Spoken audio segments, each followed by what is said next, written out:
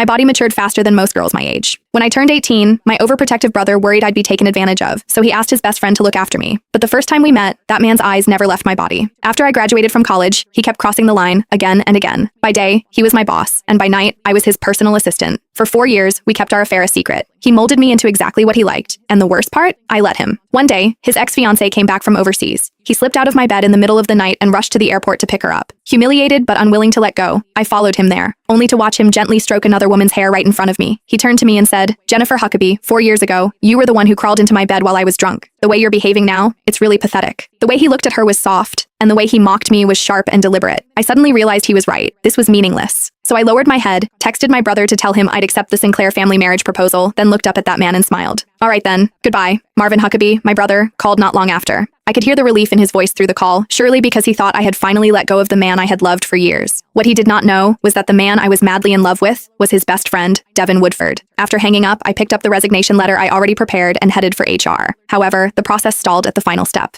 "Ms. Huckabee, if you want to resign within a week, you'll need the CEO's signature for approval." Devin again. Even at the very end, I still could not avoid him. I tightened my grip on my phone, walked to the end of the empty hallway, and dialed that all-too-familiar number. The ringing went on for a long time. Just as I thought no one would pick up, the line clicked. A strange female voice came through. "Hello? Looking for Devin? He's in the shower." In the shower? Those 3 words stabbed my chest like 1,000 poisoned needles. Nonetheless, my voice stayed calm, almost unnaturally so. "No need, thank you." Before she could say anything else, I hung up. The screen went dark, reflecting my pale face. Less than 2 minutes later, my phone buzzed violently again. I stared at Devin's name on the screen for several seconds before answering. "Did you need something?" His tone was businesslike, cold and detached. Just last night, this same man had been on top of me, whispering my name intimately over and over again. My fingers whitened around the resignation letter. "Mr. Woodford, there's a document that needs your signature before the process can go through." He gave a low hum of acknowledgement, then added, almost as an afterthought, "Oh, right. Stop by later and pack up the rest of your stuff. She's moving in. The apartment in the western suburbs is empty. You can stay there. I promised Marvin I'd take care of you." 4 years ago, he pulled me into his bed while drunk, tossing me the charity of being his bedmate. 4 years later, under the excuse of loyalty to his best friend, he was offering me a place to live. His carefully considerate gestures were so absurd, they almost made me laugh. "That won't be necessary, Mr. Woodford," I said, forcing a smile. "I'm an adult. I can take care of myself." Once he signed the resignation form and I finished my last handover, the ridiculous 4 years between us would finally come to an end. Me? I was getting married. I opened my eyes in the hotel room as morning light streamed in. For the first time in years, I felt more awake than in any morning I had spent by Devin's side. I called a car and returned to the villa I'd lived in for 4 years. However, the moment I stepped inside, I almost thought I had walked into the wrong house. The once minimalist black and gray space was instead drenched in warm tones. The entryway wall, where I had begged him for a month to let me hang even a single plush toy, had been transformed into a display filled with stuffed animals.